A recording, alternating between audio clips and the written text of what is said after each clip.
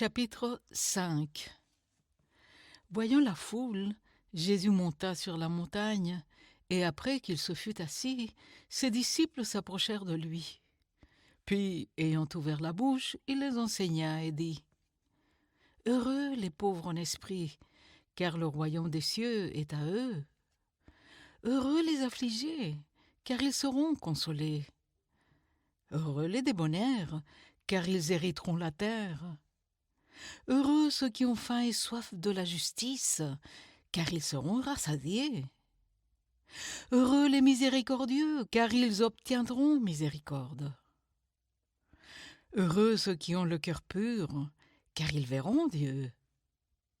Heureux ceux qui procurent la paix, car ils seront appelés fils de Dieu. Heureux ceux qui sont persécutés pour la justice, car le royaume des cieux est à eux. Heureux serez-vous lorsqu'on vous outragera, qu'on vous persécutera et qu'on dira faussement de vous toutes sortes de mal à cause de moi. Réjouissez-vous et soyez dans l'allégresse, parce que votre récompense sera grande dans les cieux, car c'est ainsi qu'on a persécuté les prophètes qui ont été avant vous. Vous êtes le sel de la terre, mais si le sel perd sa saveur, avec quoi la lui rendra-t-on ? Il ne sert plus qu'à être jeté dehors et foulé aux pieds par les hommes. Vous êtes la lumière du monde. Une ville située sur une montagne ne peut être cachée, et on n'allume pas une lampe pour la mettre sous le boisseau, mais on l'allume sur le chandelier et elle éclaire tous ceux qui sont dans la maison. Que votre lumière luise ainsi devant les hommes, afin qu'ils voient vos bonnes œuvres et qu'ils glorifient votre Père qui est dans les cieux. Ne croyez pas que je sois venu pour abolir la loi ou les prophètes. Je suis venu non pour abolir, mais pour accomplir. Car je vous le dis en vérité, tant que le ciel et la terre ne passeront point, il ne disparaîtra pas de la loi un seul iota ou un seul trait de lettre, jusqu'à ce que tout soit arrivé.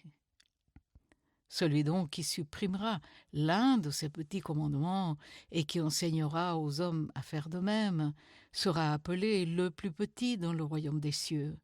Mais celui qui les observera et qui enseignera à les observer, celui-là sera appelé grand dans le royaume des cieux.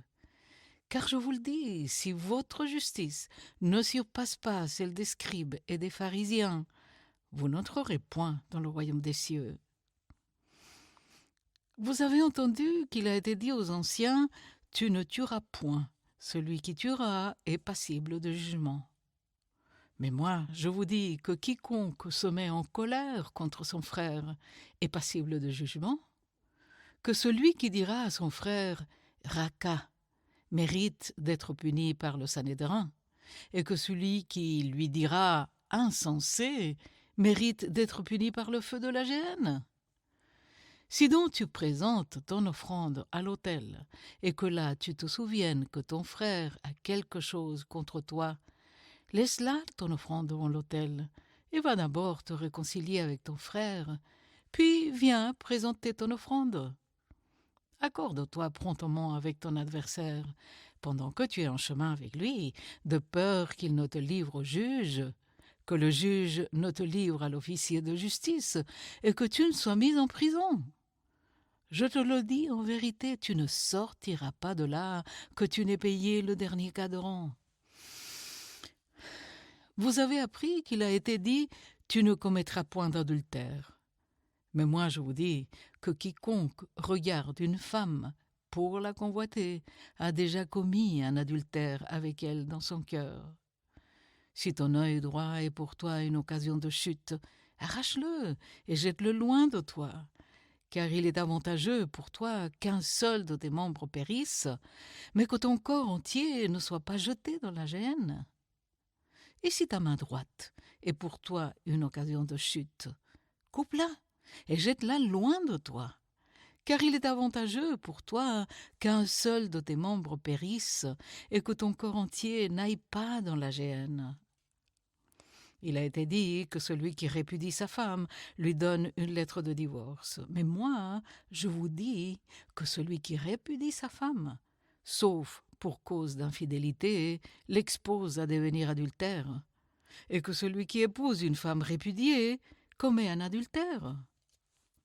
Vous avez encore appris qu'il a été dit aux anciens, « Tu ne parjureras point, mais tu t'acquitteras envers le Seigneur de ce que tu as déclaré par serment. » Mais moi, je vous dis, de ne jurer aucunement, ni par le ciel, parce que c'est le trône de Dieu, ni par la terre, parce que c'est son marchepied, ni par Jérusalem, parce que c'est la ville du grand roi. Ne jure pas non plus par ta tête, car tu ne peux rendre blanc ou noir un seul cheveu. Que votre parole soit oui, oui, non, non. Ce qu'on y ajoute vient du malin. Vous avez appris qu'il a été dit œil pour œil et dent pour dent. Mais moi je vous dis de ne pas résister aux méchants. Si quelqu'un te frappe sur la joue droite, présente-lui aussi l'autre. Si quelqu'un veut plaider contre toi et prendre ta tunique, laisse-lui encore ton manteau. Si quelqu'un te force à faire 1 000, fais-en 2 avec lui. Donne à celui qui te demande et ne te détourne pas de celui qui veut emprunter de toi.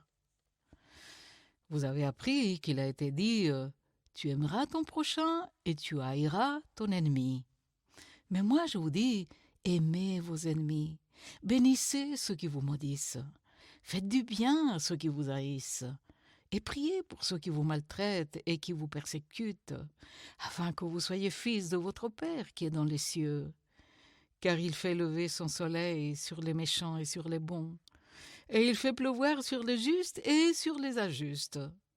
Si vous aimez ceux qui vous aiment, quelle récompense méritez-vous? Les publicains n'agissent-ils pas de même? Et si vous saluez seulement vos frères, que faites-vous d'extraordinaire? Les païens n'agissent-ils pas de même? Soyez donc parfaits, comme votre Père céleste est parfait.